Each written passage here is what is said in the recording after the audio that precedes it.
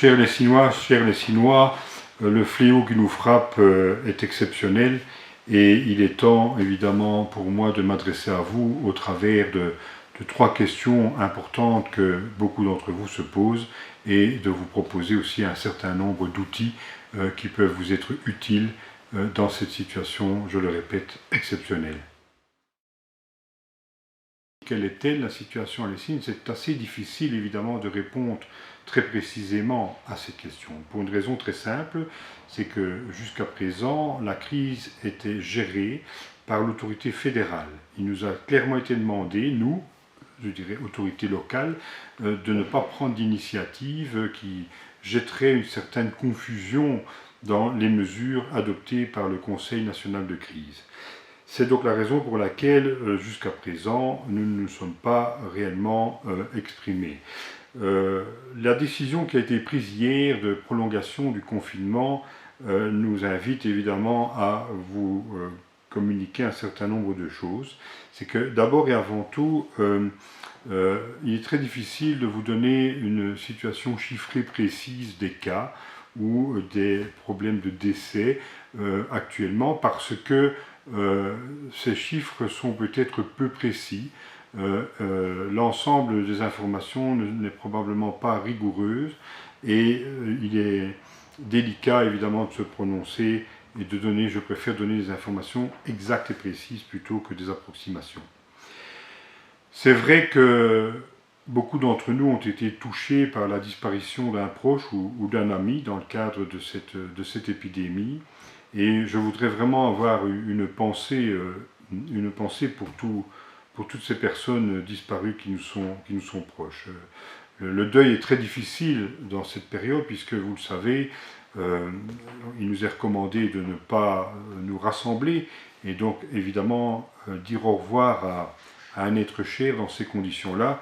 Ce n'est évidemment pas facile, mais il est vraiment important, très important de respecter les décisions, de ne pas nous rassembler. La deuxième question est la question des homes. Alors, je vous avoue que j'ai été personnellement très interpellé par la décision prise par le Conseil national de sécurité d'autoriser la visite aux aînés dans les homes.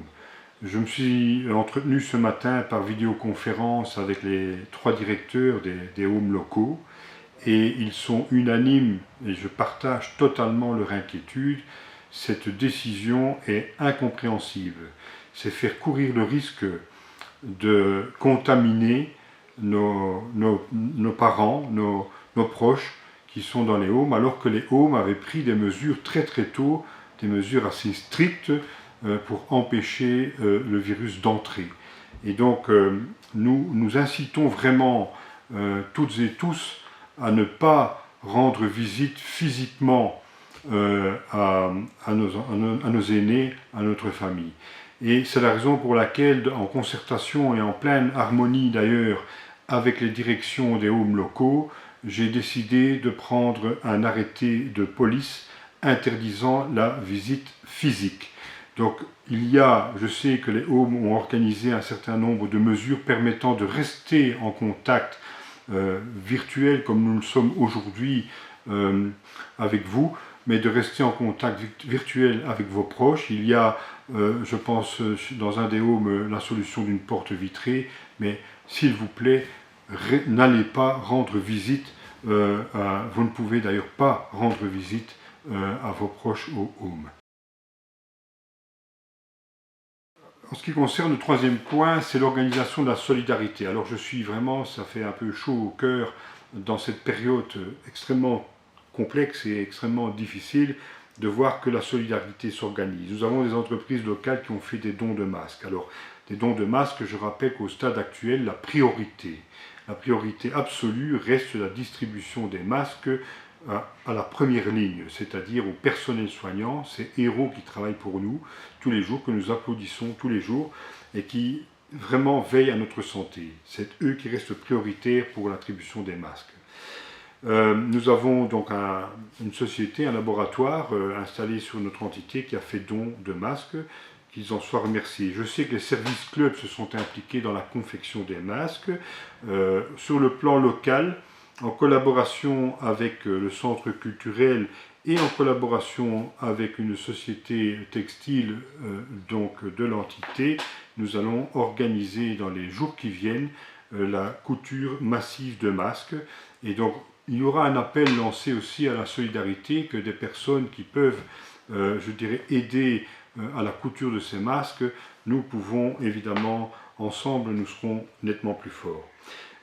J'insiste aussi sur le fait qu'une plateforme de solidarité est mise en place, et donc vous avez les éléments qui permettent de prendre contact. Donc les personnes qui ont du temps disponible, qui ont de la disponibilité, qui ont envie de rendre service, peuvent évidemment s'inscrire pour offrir, je dirais, quelques heures de leur temps pour aider les personnes qui sont, elles, en difficulté dans la situation actuelle.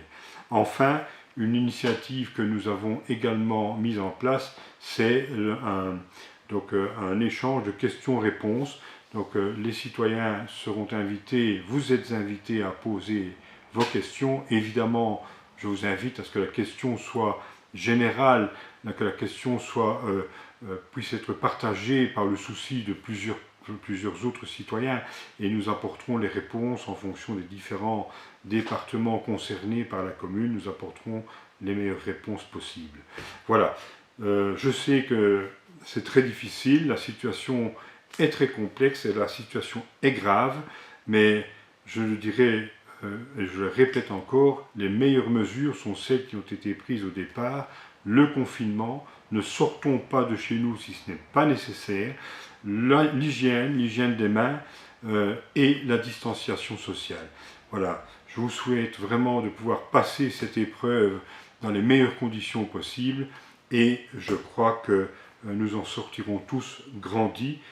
Prenez soin de vous, prenez soin des autres.